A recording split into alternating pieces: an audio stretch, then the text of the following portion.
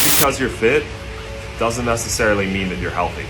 In the fitness industry today, I'd be considered fat for being over 10% body fat. The standard is at an all-time high. I remember when I first got started lifting and I would compare myself to these top fitness models, influencers, whatever, and just having that unrealistic expectation, not knowing that they were on super supplements and not knowing that that standard was just unrealistic, especially to maintain year round. This constant comparison leads to body dysmorphia, leads to orthorexia. So I wouldn't go out to social gatherings, I wouldn't go out to restaurants, I'd bring Tupperware with me, make sure I was only eating clean foods, and it just became an unhealthy obsession. There are more facets to health than just physical health. This isn't an anti-fitness video. I think that fitness and health are important and they can be interchangeable for sure.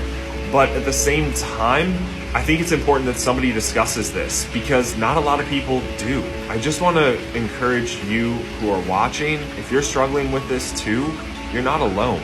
For a long time, I thought I was alone, and I'm not. A lot of other people feel this way. A lot of other people are going through the same thing. I just want to encourage you today with enjoying getting fit and healthy and doing it in a way that's sustainable and that works for you. Do you see? Let me give you guys a hard pill to swallow. Just because you go to the gym every day, just because you do cardio and lift weights, just because you have abs, does not mean you're a healthy person. You know why you're bloating all the time, you have acne, and you have hormonal issues? Probably because you're eating like shit, you're eating packaged stuff. Start reading your labels, stop looking into exactly what you're putting into your body. It's probably what's causing all your little issues. Do you see? Good evening, ladies and gentlemen. Welcome to another episode of the Nerd Chronicles. This is your host, Proud Lane, certified beta male Sid Manjana, where there's no game. The socially awkward nerd Christian Paul is up in the building, ladies and gentlemen. And ladies and gentlemen, I just got myself literally gassed out from actually doing some shoulders and a little bit of chest earlier today at the time of this recording. Literally feeling fully gassed right now, and I just feel so much better. But it reminded me of something when it comes to the whole obesity playlist that I did.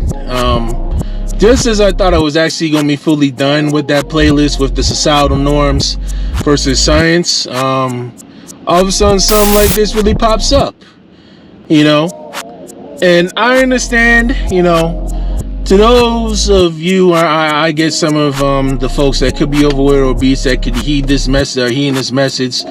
Some of you could possibly call me fat phobic about what I'm saying. But this message is not going to be directly towards the overweight and obese, right? This is more so towards all the other shapes that are literally out there and all the other shapes and sizes that I'm basically referring to, just to actually basically show and prove that anyone of any size is not really fully immune to any health problems early down the line. Now, when it comes with the obese, the extremely obese, the morbidly obese, basically that's overweight like 280 minimum, all the way up to 300, 400, 500 pounds, to the extremely skinny, extremely frail. We're talking about 100, 110 pounds on down, right? It could be very obvious depending like how much bones that's actually showing up in their body and how skinny they could be. It could be very obvious, basically the health issues that they could prevail, which could be like a very, very strong chance of having mortality issues literally down the line, which could be very possible. But that does not mean that any other person within any other shape, even if they look fit, even if they appear to be in shape, that doesn't really fully mean that they're a fully healthy eater, right? Because you also have to actually factor in nutrition. You have to factor in how many meals have you eaten in a day, what type of foods have you eaten, like in addition to exercise and all that stuff. What type of stuff you put in your body? Have you smoked? Have you drank? Have you drank a lot of alcohol? Have you vaped? Right? Have you also put like a lot of OD on certain medicines? Have you taken like a lot of pills? For what we know, God forbid, have you been dealing with like a life-threatening condition? That could be like another factor You can actually try to work out to try to calm your nerves, even though, you know, internally it may not be all the way there. So it could be like a lot of factors that could literally hamper your health, and it may not show on the externally, but it's definitely showing on the inside. And also take note, ladies and gentlemen, there are actually many different types of bodies that they can basically be shown whether or not they can easily gain weight or have a hard time gaining weight, but they can be wrecked internally. You have the ectomorph, you have the endomorph, and then you have the isomorph. The third type, I could be wrong on that one. If I am, I'll definitely try to edit it in the video just to try to let you guys know. Right. Based on how those bodies basically handle digestion, how they handle weight loss, weight gains, you know, nutrition, you know, literally basically how they handle like recycling of foods and handling waste, the whole 9 yards.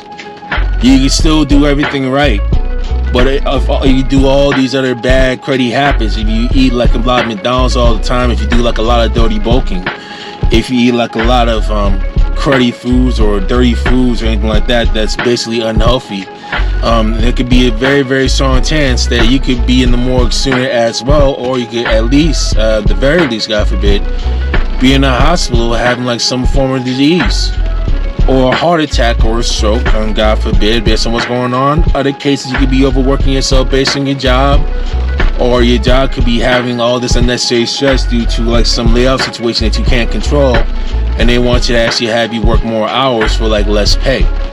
That can be another factor in it. And added stress that can come by to your body that could get you out of direct on the starvation phase, or they could get you up body overweight and obesity phase as well. Ladies and gentlemen, you also have to actually take note into account. So even though I do have my concerns with those that are obese, and I actually want them to live the best life that they can, and this is not fat shaming or skinny shaming, whatever it may be, let me be very, very, very clear. I'm more so health conscious and how folks mainly live their life, not just for their physical health, but also for their mental health, also for their psychological well-being. I don't want y'all literally trying to skip certain meals that's trying to earn your day, because the folks that literally having their veins popped out and actually doing all these bodybuilding competitions and having their abs that literally down to their T with like little to no body fat, that is extremely not easy to do. It's hard enough to try to lose weight and actually build muscle, but it's actually harder to literally trying to maintain the physique and like the weight stuff that you already have, just to actually try and maintain all the stuff that's there. That's the number one challenge that you have to actually try to deal with when it comes to these things. And I've been witnessing on YouTube certain folks really skip meals, being like way too macro heavy on what type of foods they eat, like what type of portions that they get, literally trying to starve themselves to death in certain cases, to the point where they end up becoming unhealthy and they end up dealing with hair loss, you know, hormone issues, you know, testosterone issues, dealing with TRT, dealing with add testosterone and other steroids. It could definitely literally wreck your body inside out when you least expect it. And if you continue on that path, you know, it could be like the path of irreversible damage that, God forbid, that you could be literally ending up dealing with or ending up with literally down the line. So I want to really try to take those things into account, ladies and gentlemen, when dealing with this stuff. It's never, ever, ever, ever about worrying about a certain, trying to go fit into a certain mold or a certain body. The weight loss will definitely come. The muscle growth will definitely come. Indeed, it will definitely come in due time. But the main concern is actually trying to get your health in order. The main concern is actually trying to get your nutrition in order and actually get your mental well-being in order, so that your endorphins will be actually fully juiced up, so that you'll be able to be more confident enough and be more comfortable enough to really take on the world with as little stress as possible, ladies and gentlemen. And hear me very well on this stuff. It's all about health being wealth at the end of the day. Stop worrying about comparing about what other folks got on their bodies and what type of physique they have, and start worrying about what you can do and like how much stuff that your body can take and how much stuff your body can tolerate, and what other fun stuff you can literally try to focus on and actually try to build and enjoy the journey from there. So with that, ladies and gentlemen, as we speak right now, is dealing with some heavy rain at the time of this recording in the middle of the Northeast. Christian Paul is about to go head off and get myself some good old lunch, or maybe early dinner, have maybe. Christian Paul from the Nerd Chronicles will be signing out. Deuces, deuces, deuces. Good night. Probably gonna get some hate for this. 5 things the fitness industry doesn't want you to know. Number 1, if we all ate the same and if we all exercised the same, we would still look very different. And that's okay. Number 2, I've talked about this before, but thin does not equal healthy, and I can personally testify to that. And number 3, on the same note, you cannot judge one's health by the size of their body. Number 4, you can't spot reduce body fat with exercise. And last but not least, that fancy fitness tracker on your wrist is kind of inaccurate and really shouldn't dictate what you eat or what you do. Do you see?